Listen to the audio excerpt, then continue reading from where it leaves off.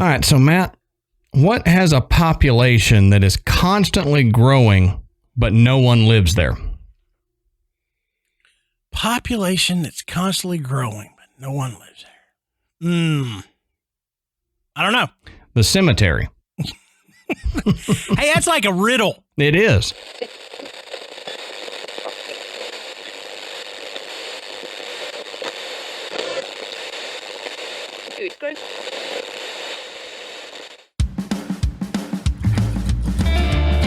Good evening, everybody, and welcome to the graveyard. Thank you for joining us tonight. My name is Adam. And my name's Matt. Now, pull up a tombstone or settle into your casket and get comfortable because this is Graveyard Tales. All right, everybody, here we are again. Matt, how you doing tonight, brother? Man, I am fantastic. Awesome. I'm feeling pretty good too. It's like we were talking before the show. We started going back to the gym, and despite the pain, that it actually makes me feel better. You know, we've been so long without actually being able to go to the gym that there's something about it. I've got more energy throughout the day just doing that. And I've heard people say that, and I'm like, you're lying out your butthole. But once you get into it, it's true. I mean, it's true. Yeah, I'd say it is. I know it was for me. Not now. It needs to be. Yeah, right.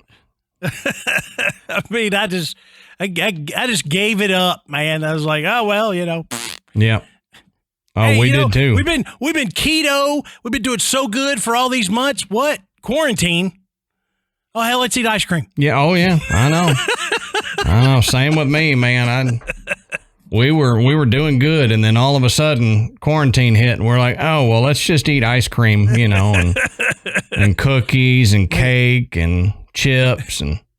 As Amanda likes to jokingly say, it was quarantine. Yeah. Yep. Yeah, it was bad. I put on a quarantine belly and everything. But real quick, we want to say thank you to tonight's sponsors, Quip, HelloFresh, and Best Fiends. We'll talk a little bit more about them later. Also want to say go check out the Podbelly Network at podbelly.com. You can find different shows to listen to and tricks and tips on recording your own podcast if you're into that sort of thing. Now, before we get into it, Matt, I heard this today, and I thought it was interesting enough that I wanted to get your opinion on it and see kind of what your thoughts were. Okay. You remember the Oumuamua object that went through the solar system?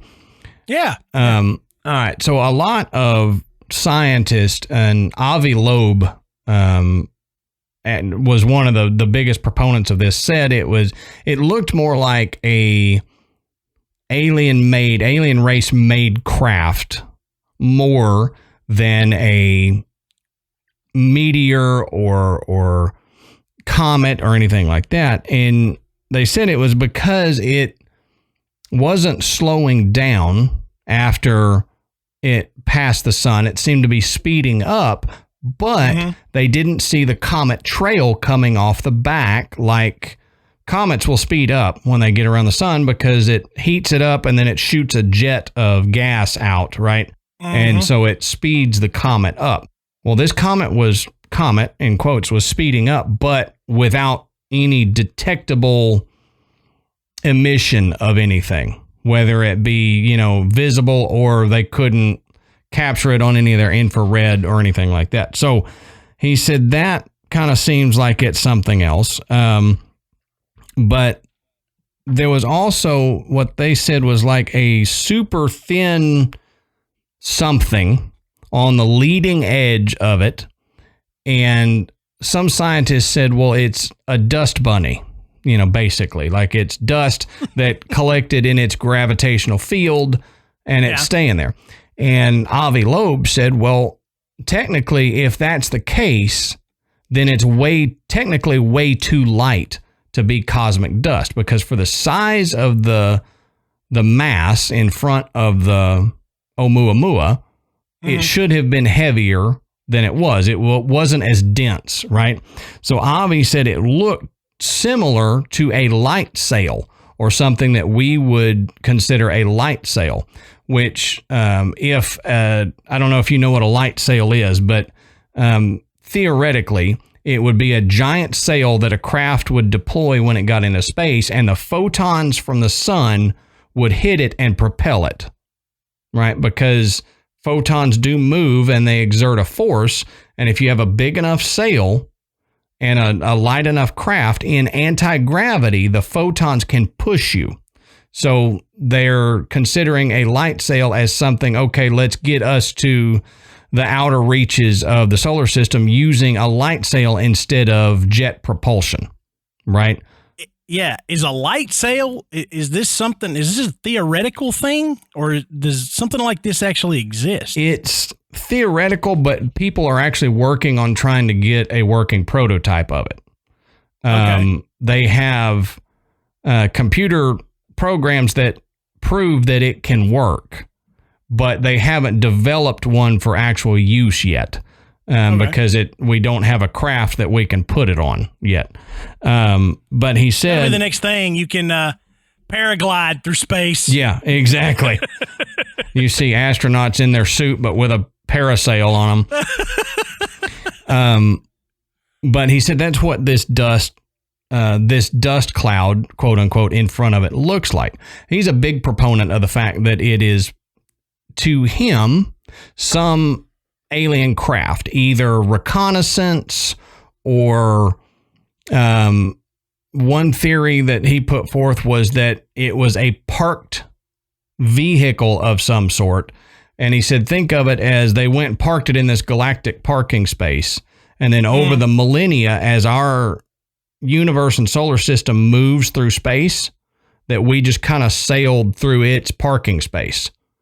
And so it was like an ancient craft that was parked, right? I thought you were going to say, like, it over time, the parking space moved. And I was like, man, can you imagine when those guys come back to find their vehicle? It's right. Like, Dad, gum, I know we parked right here. Yeah, it's 40,000 light years away. He's beeping the little alarm thing trying to find their vehicle. There's a shopping cart where it used to be. Right. So he said possibly they parked it and then our solar system through time moved through its thing, or it's like a cloaked recon vehicle that's capturing data as it goes through, but it's designed to look like a comet so that other races don't pick it up. Well, one of the things to get your opinion on, Avi actually said, he said the dimensions of Oumuamua, the dimensions and the scale, obviously scaled up, but the scale and the dimensions are similar to the dimensions given in the Bible for Noah's Ark. So, could Oumuamua be a sort of alien ark that they put, like their planet was dying and they put species of every animal and plant or whatever on their ark and then sent it adrift to land on another planet somewhere, in the sense of panspermia, how they think, if we developed on Mars and then we panspermiated to Earth at some point. Yeah, but he said the scale is eerily close. If you just scaled Noah's Ark dimensions up, then it would fit Oumuamua. So before we get into the episode, what are your thoughts on that and everything I've told you that Avi has said? Well, I think anything like this, any celestial body that comes close to the Earth, you're always going to have some speculation around it. Sure. And this is actually the first I'm hearing of this one, but I think it's a lot of fun. I don't know that we're ever going to find out for sure. It would really be interesting to be able to investigate this further. It came and went too quickly, though. I know. And so I don't know. I think, a lot of these folks that are really pro extraterrestrial are going to immediately be drawn to an event like this, to say, I'm not saying it is or it isn't.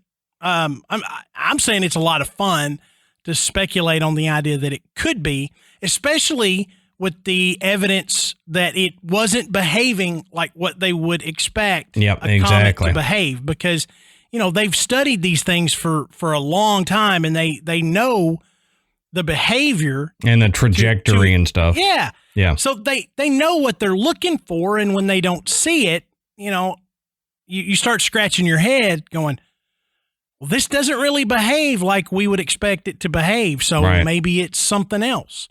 Or, at the minimum, maybe it's made of a different material that reacts differently. Maybe it's super dense or super light. Yeah. One way or the other. And we've just never seen anything quite like it, or at least not in the modern era where we could actually, have some data already to compare it to. Right. It's the first interstellar object that we've had that's come from outside of our solar system and past that close to Earth that we can actually look at. Mm-hmm. One of the things Avi said is we need to keep an eye out for this and be ready. Have something ready for the next interstellar object that comes through, so that, if we see it off in the distance coming, we can shoot up a satellite quickly and get something on or next to that object to study it more. He said, because we could have learned a lot if we could have gotten something close to it to study if that was a dust cloud or a light sail. Was it rock or was it metal designed to look like rock, cloaked in a way? But what are your guys' thoughts on that? That's one thing. The first thing in this episode we'll ask for your thoughts on. What are your thoughts on Oumuamua and the fact that it could have been a alien craft of some sort that was disguised? And hit us up in the Facebook group or email us or whatever and let us know your theory. But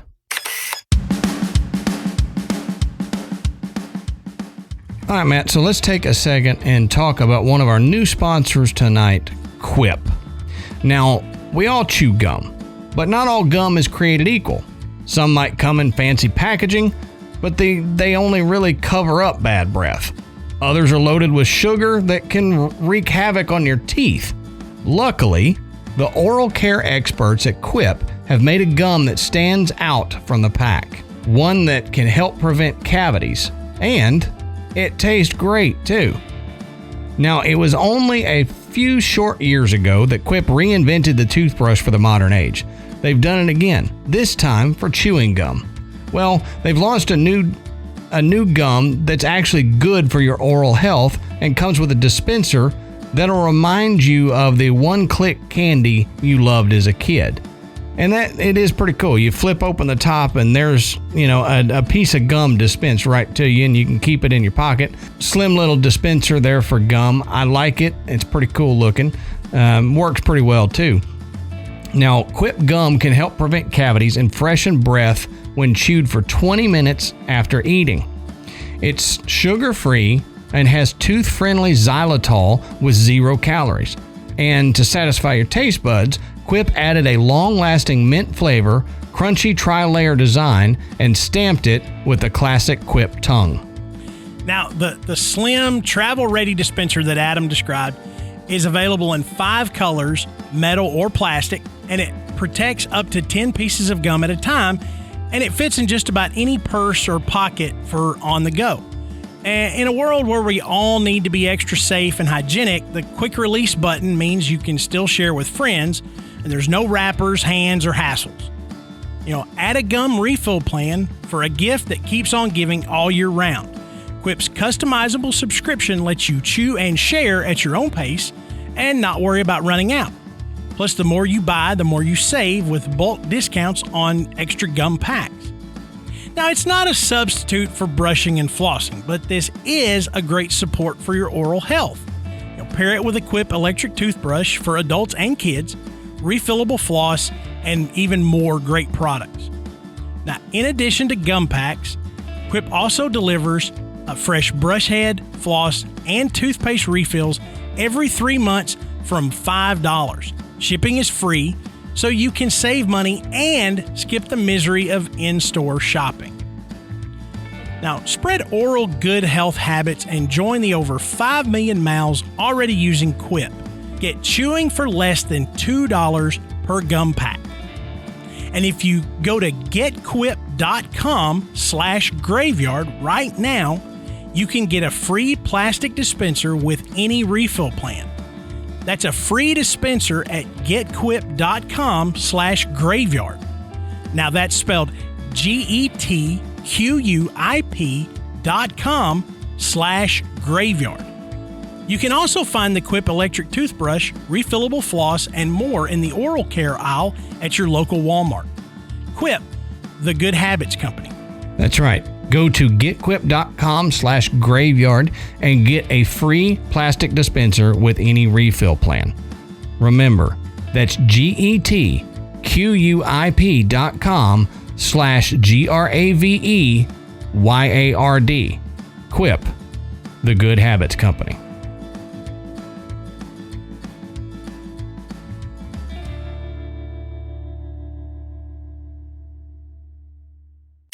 That's enough of the non-related talk here.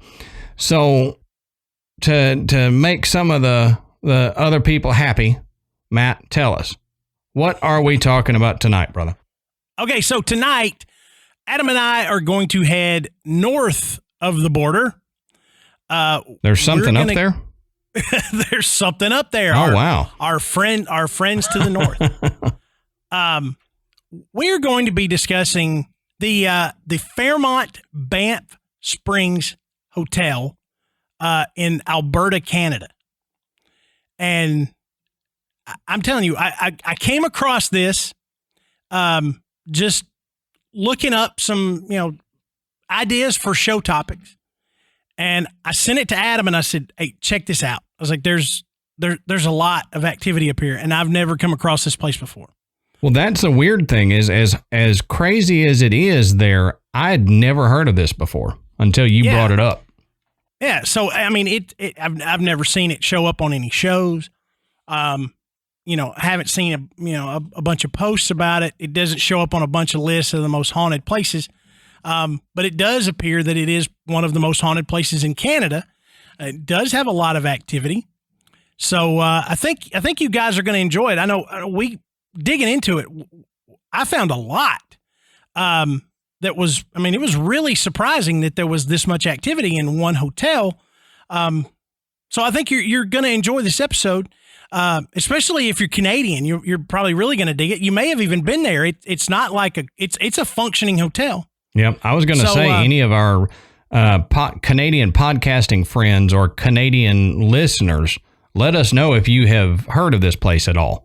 Have any of our paranormal podcasting friends that are in Canada, I'd be interested if you guys know about this. And you probably do. It's probably just us dumb Americans that didn't know about it beforehand, but let us know. So just sit back, get you a bag of milk and, a Molson. Get you some maple leaves here. Some poutine. Oh, yes. And Adam's going to tell us about the history of the Fairmont Banff Springs Hotel. Well, if you get some poutine, you better share because I want some. Baby. I love it. Yeah, I need me some here. All right, so as always, go check out our sources in the bottom of the show notes. You can find where we found our information. You can find some more stuff that maybe we didn't cover for time's sake, but go down there and check that out. So first, we need to look at Banff, Alberta, just to kind of get an idea of the area, where it's at, and all that. And this comes from the Canadian Encyclopedia, which, call me a stupid American, I didn't know there was a Canadian Encyclopedia. Well, why wouldn't there be, Adam? I don't know why there wouldn't be. I just didn't. I guess I never thought about it. I was like, Canadian Encyclopedia, that's cool. So, all right. So Banff is a town within Banff National Park in Alberta. It's located in Alberta's Rockies along the Trans-Canadian Highway. It's approximately 126 kilometers or 78 miles west of Calgary and 58 kilometers or 36 miles east of Lake Louise. At 1,400 to 1,630 meters or 4,590 to 5,350 feet above sea level. Banff is the community with the second highest elevation in Alberta after Lake Louise. And I was trying to do metric and standard there, but my brain was getting a little wonky with that. Now, the town of Banff is located on the Bow River in the Canadian Rockies, like I said, and it's a UNESCO World Heritage Site. And that's cool.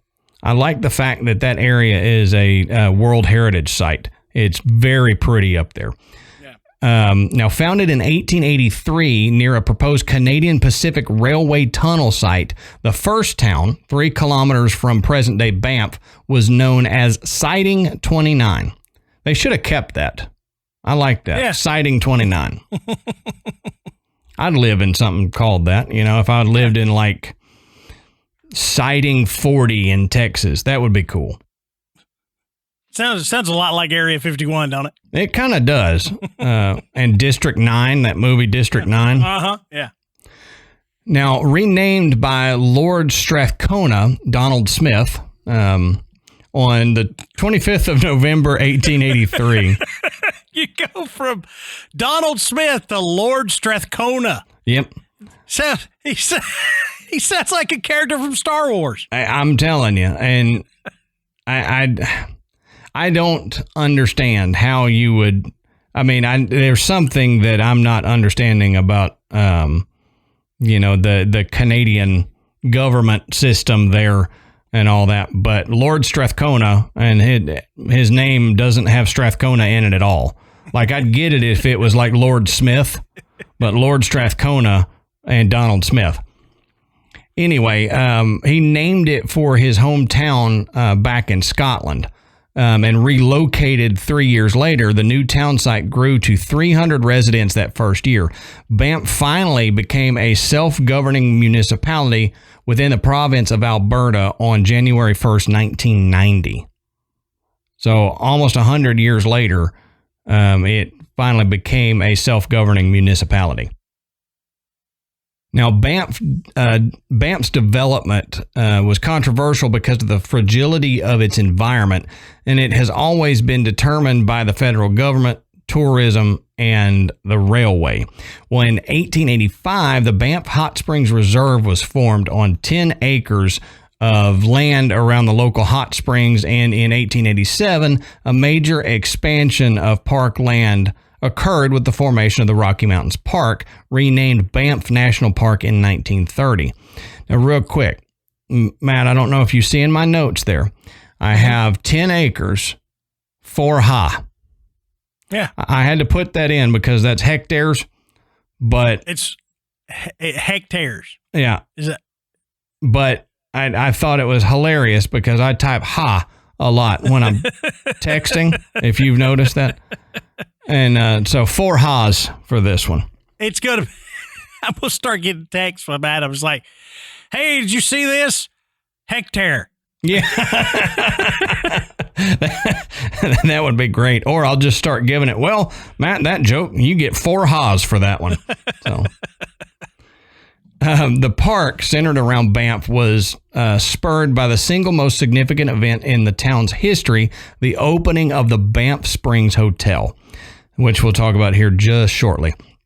Now, subsequent winter recreational developments and Banff's symbol as Canada's premier all-season tourism destination encourages over 3 million individuals each year to visit the park.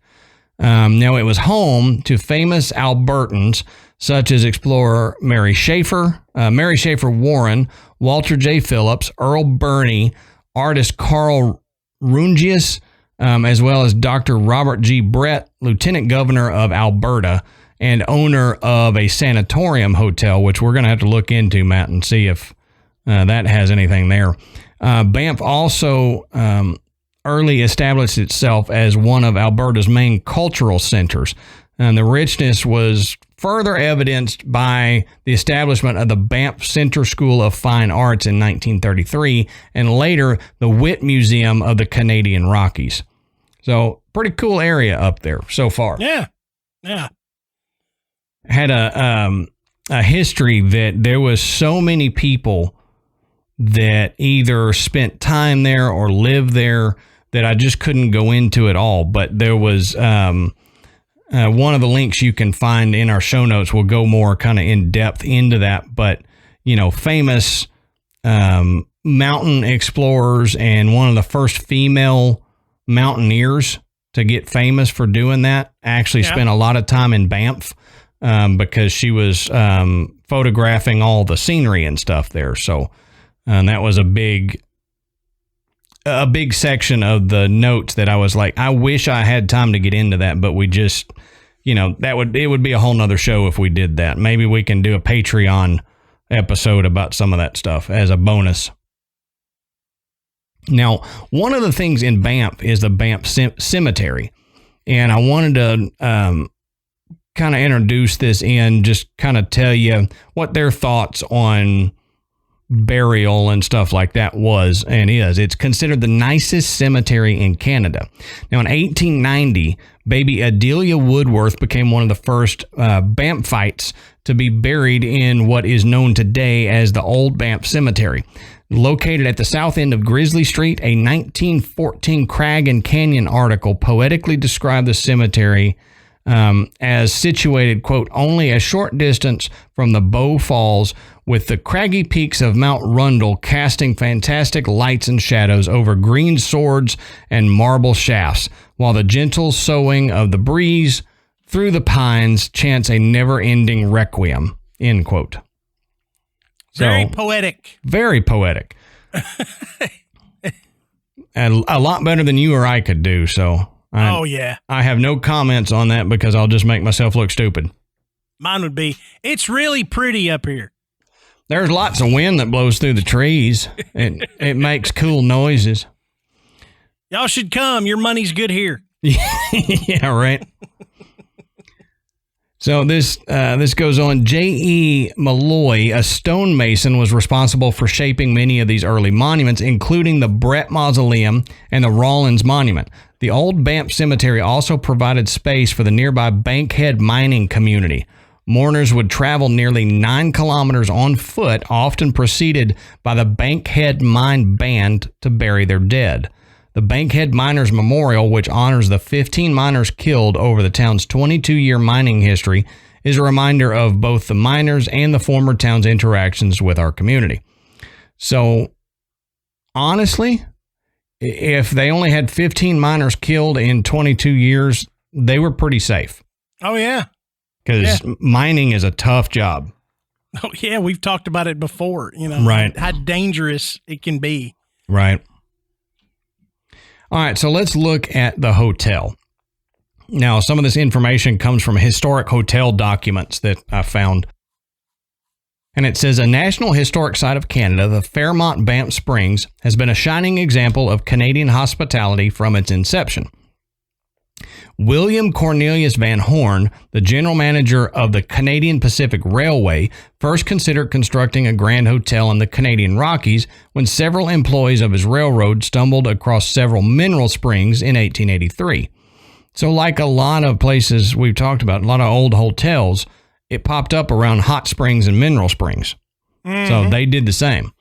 Now, noticing a great opportunity to facilitate travel along the Canadian Pacific Railway, Van Horn immediately set about constructing a brilliant Grand Dame that would be one of the world's most luxurious.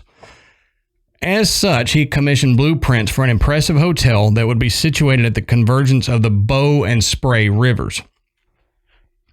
This goes on to say that architect Bruce Price led the design team, who relied on the chateau-esque style architecture as the source of his inspiration. Construction commenced in 1886 and concluded some 2 years later. As soon as it debuted, the Banff Springs Hotel in 1886, some sources say the first day it was open to the public was June 1st, 1888. Most say 1888. A couple say 1886, so I'll give you both dates just in case. It's so far back, like we've talked before, some little details like that are a little fuzzy. But as soon as it opened to the public, it rapidly became one of the top 3 mountain resorts in North America. Yeah, and go and look at pictures of this place. I mean, it is absolutely breathtaking. Oh yeah, it is. I mean, that chateau style, I mean, it just rises up right there in the mountains. Almost out of nowhere. You got a big hotel. It's amazing. I mean, there you can see, in some of the photos, you can see the springs, the mountains in the background. And here is this, just enormous chateau building. I mean, with the spires and everything. I mean, it's gorgeous. Yep. And I did come across some people on some forums asking if they had heard rumors that this may have been Stephen King's inspiration for The Shining. I mean, it could have been, but I think we covered the Stanley Hotel, which he credits as being the inspiration for that. But if you look at pictures of both locations, they are very similar in style. Yes, they are. And of course, up in the mountains, they really just kind of fits in seamlessly. Yeah, I mean, you look at it and you go, yeah, that's exactly where this place belongs. Yeah, right. And kind of on that note about the views and stuff, I was curious and in doing research, I wanted to look at currently some of their hotel rooms and stuff like that. And they've got some rooms with beautiful views. But you're talking starting in the 300s. Yeah. US dollars. So you're going to pay for those views. Hey, that's right. But I mean, honestly, I mean, I have gone and stayed in, regular US towns and seen hotel rooms in the 250s, just a regular room. Right. So comparatively for a place like this, I mean, you're going to pay for that view, but I mean, when you look at it, it's worth it. Oh yeah. I mean, you're going to see some things up there. I mean, just, the beautiful Canadian Rockies and, beautiful Canadian people, the beautiful Canadians, everywhere that, huge poutine buffets. Oh yeah. The Bow River, just gravy flows down onto your poutine and right all over your cheese curds. Oh yes. Cheese curds. I'm hungry. Stop that, Matt. Oh, I'm telling you. So obviously we have a craving for poutine. If you can't tell, like we're going to be talking about that. I'll post some pictures of this in Patreon so y'all can see some of the pictures there. Now, this goes on to say that from 1900 to the 1920s, several adjustments were made in order to update the hotel and its offerings to keep its long-standing status. Among the first construction projects undertaken around that time was a development of the hotel's iconic 11-story tower, designed by architect Walter Painter. Painter, who's an architect. That's cool. It possessed an amazing array of woodwork and limestone native to Alberta. Yet, much of this work was significantly compromised when an accident afflicted the entire hotel in 1926. Fortunately, an engineer of the Canadian Pacific Railway, John W. Orrock, restored the hotel back to its former glory. Now, he managed to unify the appearance of the Banff Springs Hotel, giving it the current facade that is present today. The hotel continued to endure through the Great Depression, and its stature never diminished. It continued to host countless luminaries from throughout the world as well, including King George VI and his wife, Queen Elizabeth, the Queen Mother, during their royal tour of Canada in 1939. So that's pretty cool. 1939, you got George VI and Queen Elizabeth, the Queen Mother, that came through and stayed there. So obviously it's a grand hotel. It is a grand hotel. If they're going to stay there, it's worth every penny of your stay.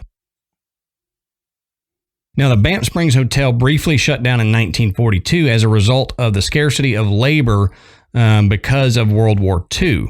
Now, it would not reopen until the war ended in 1945, though it took most of the 1950s and 60s to reclaim its former status as one of the greatest resort getaways in the North Americas. The war had not completely ruined the hotel's charm. Adapting it to new economics of the area, several changes to the hotel provided it with new life. A pivotal point came in the 1970s when the Banff Springs Hotel began to stay open year-round. As such, it offered guests a bevy of new winter activities. More renovations and expansions were done a decade later, providing guests with the most cutting-edge accommodations and amenities of the time. In the 1990s, Ted Kissane became the manager of the Banff Springs Hotel. He subsequently restored the majestic hotel, giving it the nickname the Castle in the Rockies. Another series of expansions followed shortly thereafter, which saw the addition of new spectacular facilities called the Banff Springs Conference Center. Now, in 2011, Canadian Pacific Limited, the parent company to Canadian Pacific Hotels, merged the brand with Fairmont Hotels and Resorts following a massive corporate reorganization. That fusion resulted in the Banff Springs Hotel getting renamed as the Fairmont Banff Springs. So that's why it has such a long name. It's not just that Canadians like naming things super long names, but it's because of that merger there. Yeah. Now, millions of guests have checked in, but a few have never checked out. In 132 years, the popular Alberta vacation spot has allegedly set the scene for horrific murders, suicides, and terrible accidents. Rooms have been boarded up, and the paranormal is frequently recorded. Oh, yeah. Okay, Adam, let's take a moment and talk about one of our regular sponsors here on Graveyard Tales, HelloFresh. Now, if you don't know what HelloFresh is a meal delivery service which gives you pre-measured ingredients and mouth-watering seasonal recipes delivered right to your door. Skip the trips to the grocery store and count on HelloFresh to make home cooking easy, fun, and affordable. That's why it's America's #1 meal kit. Now, HelloFresh cuts out the stressful meal planning and grocery store trips so you can enjoy cooking and get dinner on the table in about 30 minutes or less. HelloFresh offers 25 plus recipes to choose from each week, from vegetarian meals to craft burgers and extra special gourmet options. There's something for everyone to enjoy, with all the recipes designed and tested by professional chefs and nutritional experts to ensure deliciousness and simplicity. HelloFresh has a wide variety of easy, delicious options for all 3 meals a day, plus a snack and special treats in between. That's right. HelloFresh's fresh ingredients are sourced directly from growers and delivered from the farm to your front door in under a week, contact-free. Now, you get better value. HelloFresh is 28% cheaper than shopping at your local grocery store and 72% cheaper than a restaurant meal without sacrificing the quality. And that's absolutely true. Matt, just last night, we made a hoisin glazed pork tenderloin that had scallion rice, ponzu roasted green beans, and sriracha mayo. And I'm going to tell you, man, we've been looking for a recipe for like a spicy mayo for a while because we love the spicy mayo. I do too. Dude, this is amazing. The hoisin glaze on the pork tenderloin and that sriracha mayo and everything in there. Oh my God, dude. I had it last night and I made sure I ate the rest of it that we had left over for lunch today. It was fantastic. And the cool thing is Michael's kind of picky about, some of his foods that he's 9. So he's going to be a little picky about some of the foods. But he loves every HelloFresh that we do, and he enjoys getting in there and helping us cook it, too. Oh, yeah. My kids are all about it. So you can go to HelloFresh.com/graveyard12 and use our code graveyard12 for 12 free meals, including free shipping. Yeah, all you have to do is go to HelloFresh.com/graveyard12 and use our promo code Graveyard12 for 12 free meals, including free shipping. That is a fantastic deal.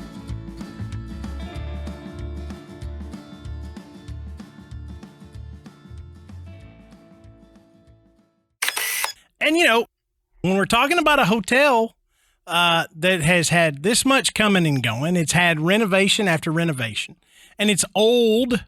Yep. Your paranormal radar begins to go off and go, hey, this sounds like a place that might be haunted. And sure enough, the Banff Springs Hotel definitely has some activity that would put it in that category. Yes, it do. It is. It's really amazing because they really celebrate this, the paranormal activity, the hauntings there. It's not necessarily a marketing tool, but it's just fun, and they don't shy away from it necessarily for the stories that come out of there. But we're going to talk about one that they do shy away from here in just a little bit. That's a really interesting one too. It is, and so I dug a little deeper on it to try to find some more information, and it is quite the interesting story. But we're gonna jump into that here in just a second. But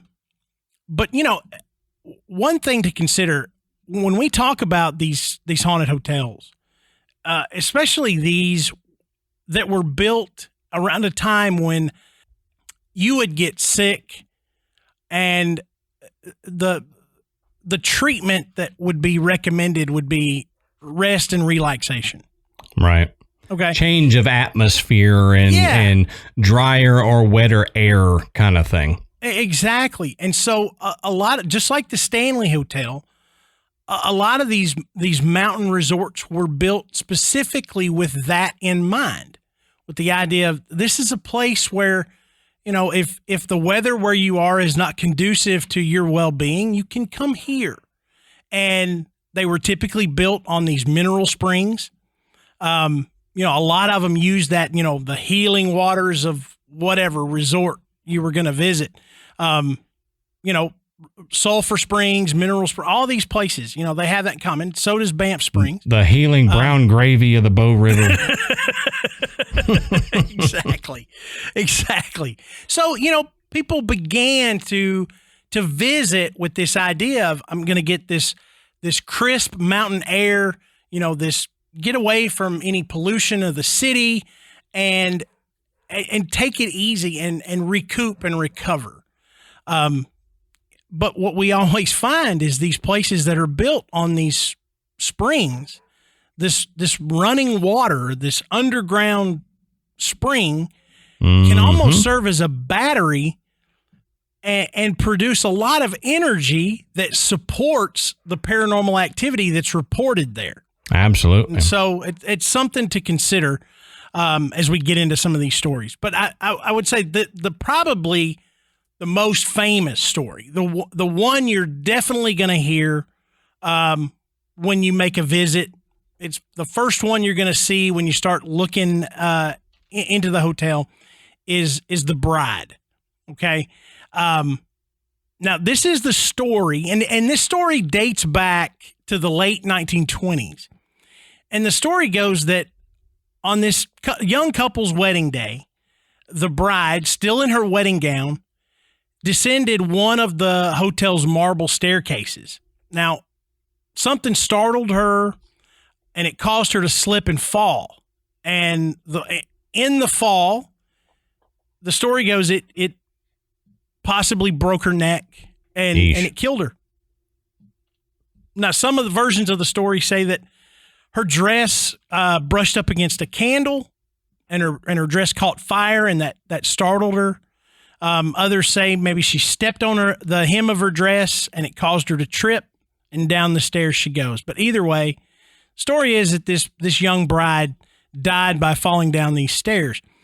But since that time, hotel staff and guests have reported seeing a veiled figure moving up and down the stairs, or seeing a figure in a wedding dress dancing in the upstairs ballroom. Some say, just like yearning for that first dance with her new husband. Sure. Yeah. Now, staff will also report strange noises coming from the bridal suite, even when that suite is vacant. Oh, wow. So yeah, I mean, just, some odd little things that go along with this story. If it wasn't vacant, the bridal suite is somewhere you'd expect some weird noises to come from, right? Exactly. If it was occupied, no noise coming from that would be the weird thing. Yeah, do not disturb sign on the door. But the ghost bride of Banff Springs has become so famous that she even has her own Canadian postage stamp and collector coin. Wow. Yeah. That's something you guys need to send us. Yeah. I want ghost bride stamps. Yeah. Yeah. Send us a stamp or a coin. Either way. That would be a cool little piece of memorabilia. Oh, yeah. But that just kind of goes to show how they celebrate this, and they don't shy away from it. Right. It's not this one. Now the next one is Sam the Bellman. Now there are stories about Sam Macaulay, who was an old Scottish bellman. I thought you said bell end. He's a bell end. He's a bellman. Oh, okay. If you don't know what bell end is, Matt, I'll tell you later. I can't on the show. All of our listeners in England are laughing at me now because they know what it is. It's like an inside joke for everybody in the UK. Yeah. But he worked in the hotel during the 60s and 70s, and he passed away in 1975. Now, supposedly, his spirit still haunts the hotel, but in a very helpful way. And there are several stories about people who have come across the spirit of Sam the Bellman. Now, one incident involved two elderly ladies who called the front desk because when they got back to their room, their key wouldn't work. And so the regular bellman was occupied and he couldn't get up there for about 15 minutes. Now, as the story goes, when he arrived at the door, it was unlocked.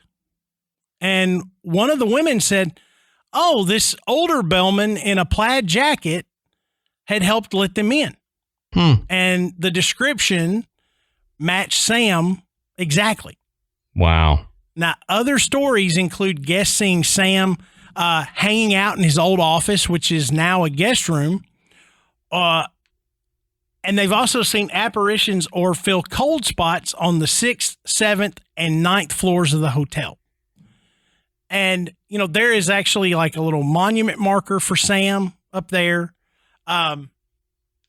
So many stories about people setting their luggage out and calling down for the bellman to take it to the lobby to, so that it'll be down there waiting when they come down to check out. Right. And they'll come down and their luggage is there, but none of the bellmen in the hotel brought it down. Wow. So that is a helpful spirit. That's just amazing. Made it down there. And what I heard, this was in an interview with for local news with the current, one of the current managers, and I was like, now that's a wild one, because have you ever gotten any reports of seeing ghostly luggage floating down the hallway? Right. That would be the thing. You just see luggage randomly being drugged down the hallway by nobody, and you're like, But the catch is with Sam's apparition, it apparently is so fully formed that people mistake it for an actual other person. Like these two ladies where he actually let them into the room. Yeah. So, I mean, that's pretty amazing. I mean, we usually don't hear apparitions being so solid that you could, at a close distance, mistake it for an actual living person. Yeah. I need a ghost rare. in my house that is helpful like that. It's like, hey, I'm building something outside. Can you come hold this while I cut it? or help you me need carry an this extra up. set of hands is what you need. Help me carry this up the stairs, please, ghost. I need one that will actually load and unload the dishwasher. Oh yeah. My children, they are terrible at it. Yeah. Oh man. We hadn't got Michael to actually do that yet, but we have gotten him to start like drying dishes. Yeah. Like there's some things that we don't throw in the dishwasher, or if it's full, we'll just kind of hand wash them. Mm-hmm. And certain pots and pans and knives and stuff. So we finally got him drying them, but he conveniently forgets where everything goes every time. So it's like he'll dry them and then I don't know where this goes. So I'm like, fine, you dry, I'll put it up. But we hadn't made our way up to the dishwasher yet. Yeah, Piper does that. Yeah. It's like we've got like 15 coffee cups and I use maybe 3. Okay. Mm-hmm. I have my 3 favorite coffee cups. And for a while, one of them, my favorite one, went missing. And has anybody seen it? Does he know where it is? It's not here. Mm-hmm. It's not in the dishwasher. It was in another cabinet with like plates and stuff. And I don't know. I'm just like, why is it here? Yeah. It was in the butter drawer. It didn't fit in the cabinet. There were too many cups. So you just stuck it anywhere. Okay. Yeah. Just randomly, Yeah. It's the logic of a 9-year-old. Oh yeah. Yep. But there are several rooms in the hotel that are reportedly haunted. There are guests that have reported having pillows yanked out from under their heads while they've slept, or even being pushed off the bed by something unseen. Oh wow, that's but whatever it is that's haunting some of these specific rooms, it's safe to say that they didn't rest in peace, and they're going to make sure you don't either. Yeah, no joke. Okay? And there's a lot of activity that goes on inside certain rooms, and one in particular has a pretty unique story. It's room 873. Now, the story behind room 873 has several variations, but here's the gist of it. Inside room 873, an entire family was murdered. Eesh. And guests that in that room had reportedly been awakened by screaming. Now, when they turn on the lights, they would see bloody handprints on the mirror. Oh, wow. Now, depending who tells the story, the handprints either would disappear before the hotel staff had a chance to clean them, or they wouldn't come off at all. Like they were impossible to clean. So in any case, if you visit the floor where that room should be, you're going to find that there is no room 873. Okay? It has been completely covered and is inaccessible from the hallway, which is either to just keep guests out of a haunted room or just routine renovations. But that, again, that depends on who you ask. Yeah. But I'd say it's probably the first to keep guests out of there. The story is that the paranormal activity in the room was so over the top that the hotel decided it was just a good idea to eliminate the possibility of a guest having to spend the night in there. So guests who were lucky enough to stay in room 873 before it was sealed claim that they were terrorized by horrible disembodied shrieks and screams in the middle of the night. Now, maids that were charged with cleaning the room, as I said before, were unable to remove any bloody fingerprints from the bathroom mirror, and some have reported seeing the spirit of a young daughter standing outside the room as if she's lost. Wow. Now, the Banff Springs Hotel representatives, they say that this idea of a murder, or some even say a murder-suicide, where the father was the killer and then, turned his hand on himself, it's just a really grotesque ghost story. That's what they would say. Yeah, they're saying that no such crime ever occurred in the hotel, and there is no blood-spattered room sealed off behind a brick wall. Well, where's the Where's the number then? I know. So, but despite all that, there are still people that go and try to be amateur detectives and prove that room 873 did in fact exist. Now, on other floors, there are rooms ending in the number 73, but not on the 8th floor. The baseboard where room 873 would be is cut as if there were a door there, and there is a corresponding light on the ceiling as there are in front of all the other rooms. So if you knock on the walls between each room, you'll hear the sound, where you're just knocking on a hard wall. Mm-hmm. Where room 873 is alleged to be, you'll hear a lighter, hollow sound as if there's an open area just behind the wall. Right. So like a door. Yeah. Now, those less interested in the mystery of room 873 say that the area that may have been that room is just a part of room 875. And that during the renovations, 875 was remodeled to have 2 rooms. And there are other rooms like this in the hotel. So this isn't like, there's just one big room on the 8th floor. There are other rooms that have been done this way too. And like I said, the hotel does have rooms ending in 73 on other floors. But hotel employees are forbidden to speak of the room, and when you question them, their scripted answers are said to be as disturbing as the missing room itself.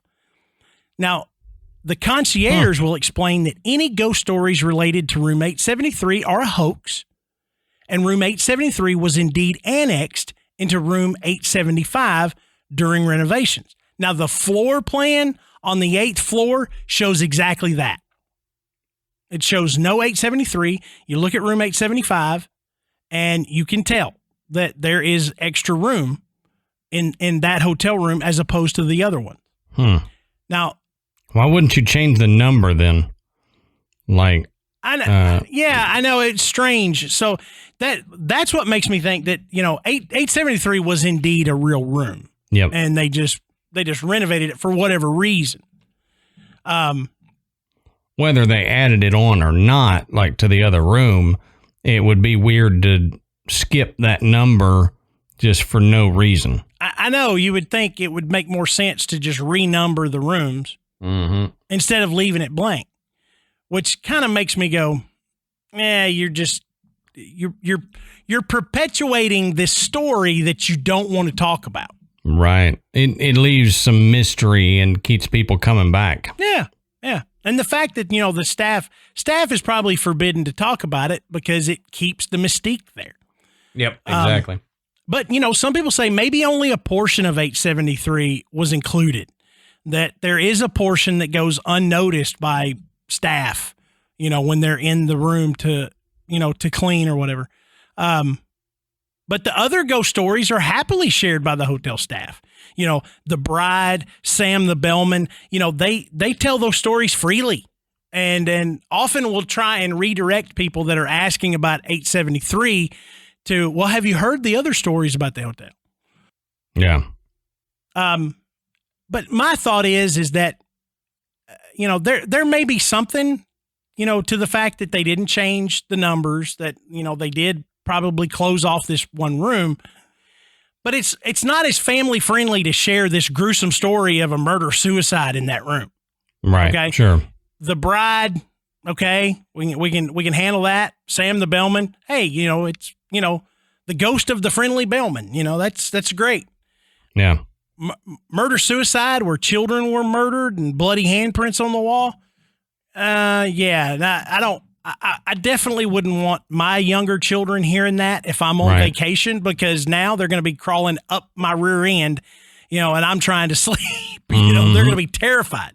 Absolutely. So I can understand, why they might not necessarily perpetuate the story, but they certainly aren't doing a whole lot, it seems, to just cut it out completely. Otherwise, you'd have fixed the rooms, Yep.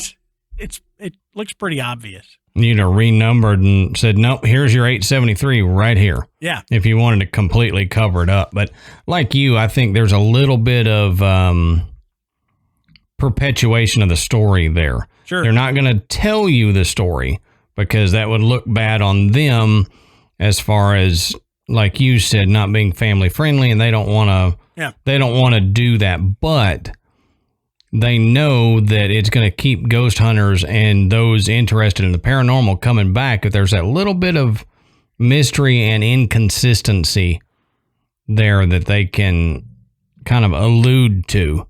Yeah. You know, and they may have included part of room 873 into 875, but then the Bloody Mirror side they left it's closed off. Closed up, yeah.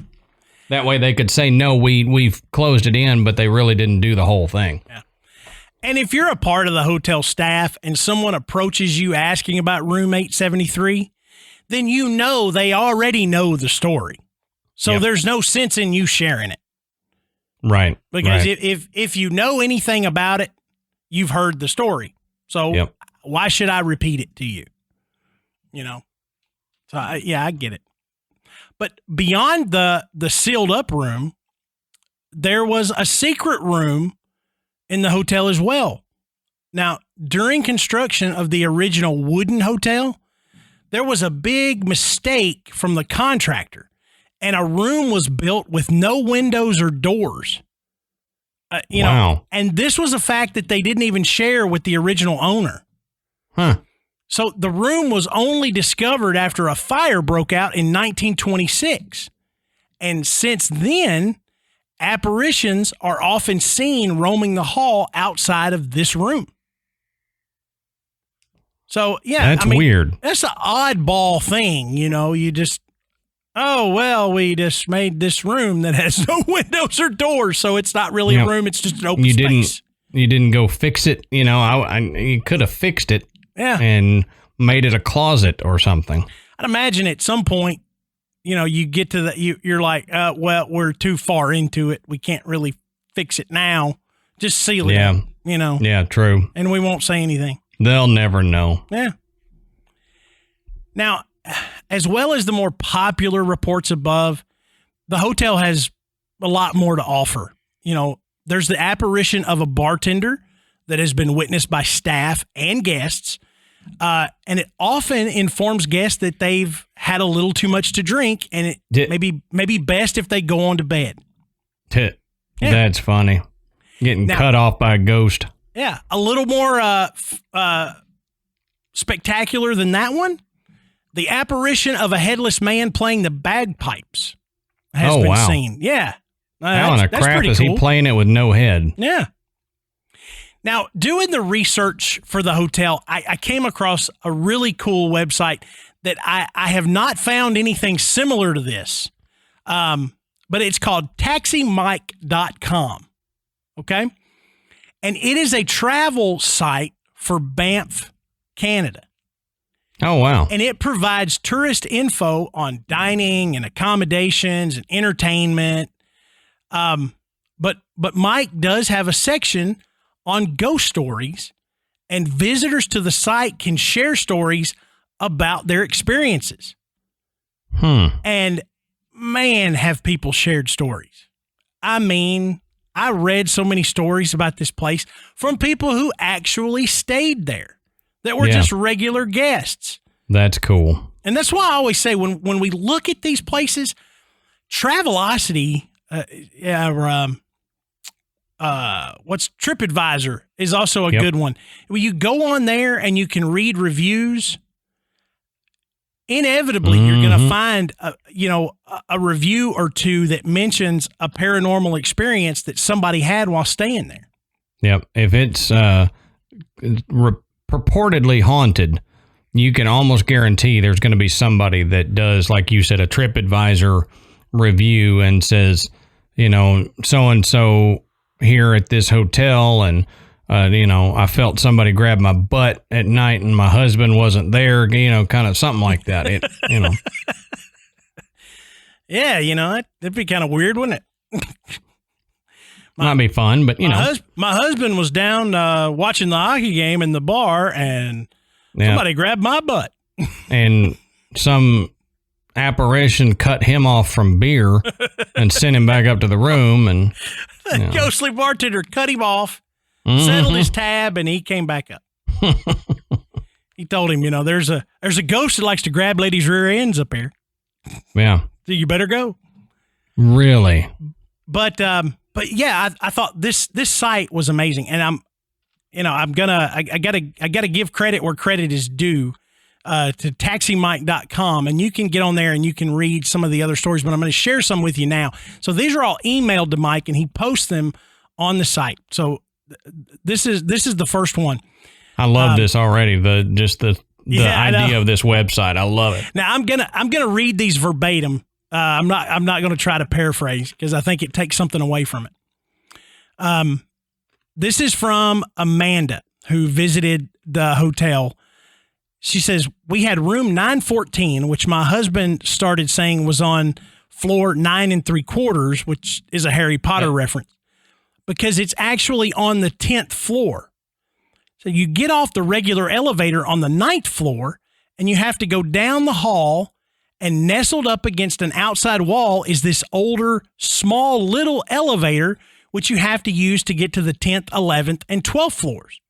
Now, that's weird. Interestingly, all the hotel rooms on these 3 floors are given the starting number of 9, even though they aren't on the 9th floor at all.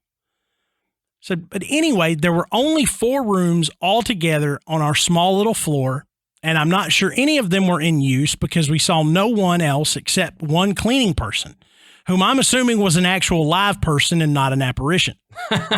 She says, I tell you this so you know it's most unlikely that anybody was walking past the room and trying the door repeatedly all night, which is what happened.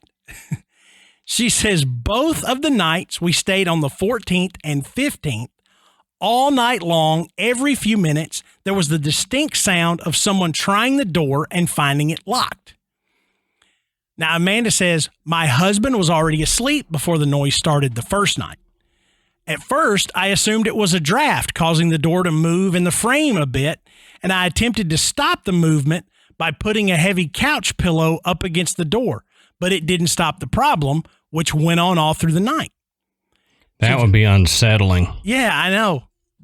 But she says the noise didn't happen at all during the daylight hours, and said she forgot about it until the last night, and it was actually her husband who noticed it first around midnight, the same time it started the night before. He commented on it and then started looking for something to put up against the door to stop it, assuming, like me, that it was a draft. She's like, I have no idea if it was a ghost occurrence or not, but I did grow up in Victoria, British Columbia, where I spent many years of my life living in or staying in century-old houses. So I'm very familiar with the sound a closed door will make when a draft hits it. The small movement inside the frame. Mm-hmm. She says this was different. This was distinctly the sound of someone trying the handle of the door and finding it locked. I didn't really register the first night as I was already asleep when it started. So I did the pillow thing in a bit of a fog. But when I woke up the next morning, I looked at the pillow and wondered why it hadn't fixed the issue, and then realized it was the sound of the door handle being tried. I wonder if they had unlocked the door, what would have happened? Oh, I know. Like, would it have fully opened, or would that just still and it be some? But I would have unlocked the door and just stood there and watched to see what happened. I don't know that I would have unlocked the door. Just on the chance that it was somebody. You know? That's a good point. That's a good point. Adam and I always say, we fear the living far more than we fear the dead. 100%. Yep. If 100%. I know it's a ghost, I'm fine. If I think it might be a real person, hang on. Oh, yeah. And that's the problem with going to some haunted locations that are like derelict locations, you know. It could be some homeless person that you got to watch out for, you know. Yeah. But Amanda goes on to say, she's like, if it was a ghost, then he or she was just being mischievous, as the noise would occur and be loud enough to wake her up, but then she'd drift back off to sleep and then be woken by it again a short while later, all night. Ugh. Now, some guests even share strange photos on Taxi Mike's website, like this one from David, who writes, "Hi, Mike. This is David from Calgary, Alberta." Said, me and my family went for a day visit in Banff in September of 2012 and decided to tour the Fairmont Hotel in Banff before we came back to Calgary. We went to all the places where all the stories about the bride, the bellman. We went to the ballroom and took pictures, but didn't find anything or feel anything out of the ordinary. As we left the hotel, we decided to take some last pictures outside by the statue. Now, at 11:46 p.m., we took shot number 416 of my parents and my daughter sitting and standing by the statue. And as I took the second shot, number 417, at 11:47 p.m., 1 second after me and my wife saw a blue image flying in the air, crossing the statue. So they saw this with their own eyes. Wow. He says he quickly took another snapshot of it, and it disappeared in picture 418. So he's got a series of photos, 3 photos. It's not in one. They see it with their eyes, snap it, it's in that picture, and then snap another one, and it's not there. So he says, to me, the figure looked like an old man with a beard and a bowler hat with a long coat and his hand fisted on the left side of the statue. So you can actually see the photo. You can see the blue light. It's very prominent, and, it's not small, and it's not in the other photos. I don't necessarily see the image of the old man, and I may just be looking at it wrong. But, you can definitely see the blue image. But interestingly enough, other visitors have posted photos of the strange blue light appearing in other places in the hotel, like near the elevator. And they, too, claim that the light appears to be an older man with a bushy mustache or beard. So, I read several stories, had kind of the same lead up. Blue light, took the picture, and it looks like the image of an older man. Now, Amy shared a story with Mike about her visit in 2011. And she says, my husband and I just vacationed in Banff. Our plan was to spend 3 nights at the Banff Springs Hotel, 2 nights at the Rimrock Hotel. We checked in at the Banff on July 30th to August 3rd, 2011. My efforts to capture an orb or anything unusual on camera was fruitless. We did, however, have a few strange things happen. We checked in around 1 a.m. and went straight to our room. I flicked the light switch in the entrance to the room, and then it turned off. I flicked it on again. It turned off. This happened 2 more times. We asked to change rooms. My husband went to the lobby to get our new room key. He said he pressed the L key for the lobby, but it took him to the 4th floor. He pressed the L key again, and it took him to the 3rd floor. There was no one else on the elevator. So they were eventually moved to a new wing of the hotel. So she goes on to say, I thought this section would be exempt from any strange activity since it was built in 1995. I was wrong. Yep. She says the next evening I was playing music on my iPad via the Pandora radio station. I tried to turn off the music, but it would keep playing. I switched the mute button on, but the music kept playing. I powered off the device, but the music kept playing even when it was turned off. Wow. She says, my husband is an engineer who is very scientific about things. He thought it was weird. Now, Amy says on her last night at the hotel, she had a dream that while she was sleeping, someone stood over me, put their hands on my shoulders as if to turn me over. I tried to scream, but had no voice. I was reaching for my husband, but in my dream, he did not wake up. Finally, I woke up from the nightmare and was relieved that it was just a nightmare. But what bothers me about all of this is that after I awoke, I felt as if the hands that were trying to roll me over were now resting on my back. Oh, wow. She says, I felt this deep, penetrating heat on my back where the hands were. And that's wild. Amy's story is not uncommon. In fact, many other guests have shared stories of sleep paralysis similar to Amy's, often including the feeling that someone or something was pressing them down into the bed. Wow.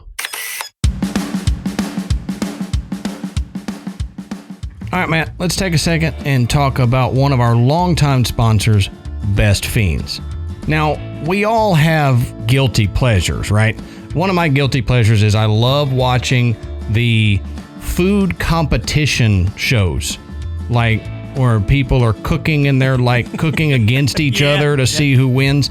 I mean, I know it's cheesy. I know it's, Iron Chef, all that stuff. Guilty pleasure, but I love it. Now, one thing that I feel zero guilt about, though, is how much I love playing Best Fiends. Because Best Fiends gives me an endless source of fun that I can access anytime right on my phone. Now, Best Fiends is a match 3 puzzle game like no other, with literally thousands of levels and new content added all the time. I've been playing it for quite a while now, and I'm a little obsessed. Oh, okay, a lot obsessed, but it happens, and I have to just own up to it. Yeah. But one of the things about Best Fiends is that it doesn't require your internet data in order to play. Like so many games today, if you're in a bad signal area, you can't get on Wi-Fi, then a lot of your games won't work. You won't run into that problem with Best Fiends. So like me, when I'm having to wait, if it's at the drive-thru or standing in line somewhere, I always know I can whip out my phone and I can play Best Fiends. It doesn't matter if I'm in a poor signal area. I can always flip out there and start bashing some slugs. And it's fun, and the colors are great. The characters are funny, and there's just so many of them that it never really gets old. There's always new levels. My biggest issue is that I may fight to get through a level. It may take me, a dozen tries, but I'm like, all right, I finally did it, only to find out that Amanda beat it on the first level, on the first try. Right. I'm like, what is wrong with me? I can figure this out. But, and she'll say, oh, you gotta use this guy and this guy and this guy. Okay, great. But it is a match 3 puzzle game, but like Adam said, it's not like any that you've ever played. There's so many ways to get through a level. There's so many little tips you can figure out that's going to help you advance through the game, and there's constantly new challenges. So you should give it a shot. I mean, it's really easy to pick up and just start playing immediately. So you can download Best Fiends free today on the Apple App Store or Google Play. That's Friends without the R, Best Fiends. That's right. Download Best Fiends free today on the Apple App Store or Google Play. That's Friends without the R, Best Fiends.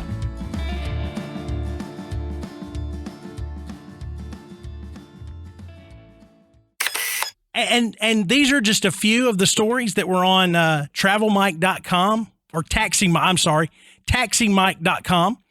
And, you can visit that site, and he's got a ghost section right there, and you can read other personal experiences from guests who have stayed at the Banff Springs Hotel. But really fascinating. And that's one thing that Adam and I always hunt for is those personal experiences. Oh, yeah. Not the story that the hotel really promotes. I mean, we want those. That's part of it. But, we're not hunting for those. We're not hunting for what the, whatever ghost show that did an investigation there found.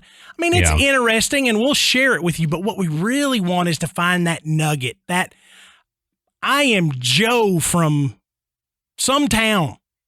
And I went here, and this is what happened. I mean, these stories are always so fascinating.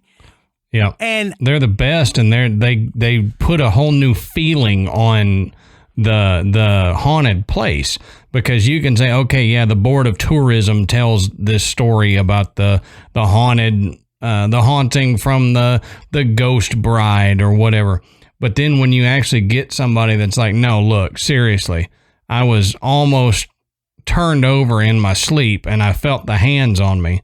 that's when you're like, okay, this place is cool. Yeah, you know, absolutely. I wouldn't want to experience that part of it, but it's cool. And like I said, I only shared a few.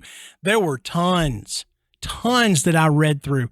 So out of all the places Adam and I have researched over the years, I have never found just the plethora of personal experiences that I found for this place. Mm-hmm. And it was amazing.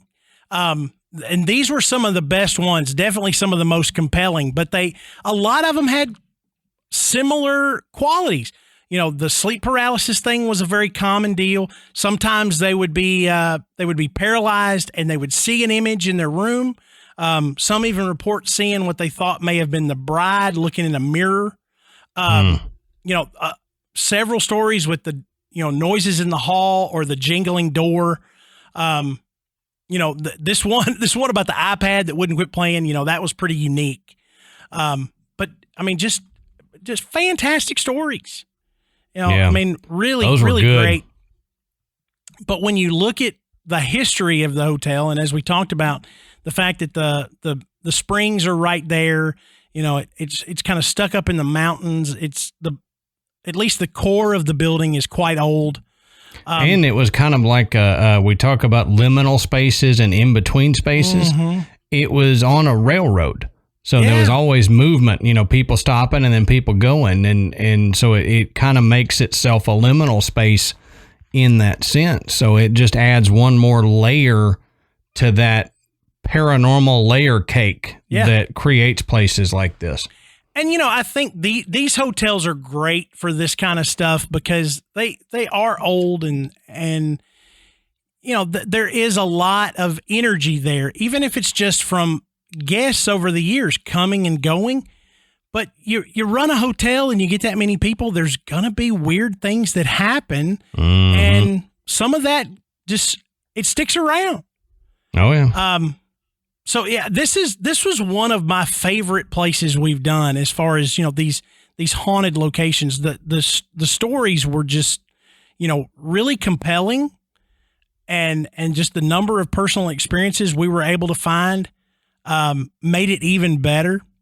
So, you know, if any of our Canadian listeners, and I'm sure they have, know about this place or have even visited, we would love to hear your stories. If you found anything weird, if you had an odd night, you know, something was shaking your door or trying to press you down into the bed.